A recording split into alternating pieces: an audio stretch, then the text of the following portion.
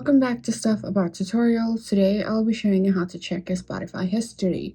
Why would you want to know how to do this? Well, maybe you listened to a really good song and you forgot to see what its name is or add it to your playlist.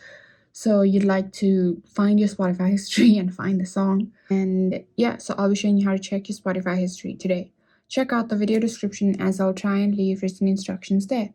So let's get started. I'm just going to go into my Spotify app. And what you're going to do is you're going to click on this little clock over here, and from there you can see the songs that you've recently played or recently listened to. So there you have it. If you wanted to know how to find Spotify history, then this is the easiest way I know how, and if you know of another way, then leave a comment below and make sure to subscribe for more videos.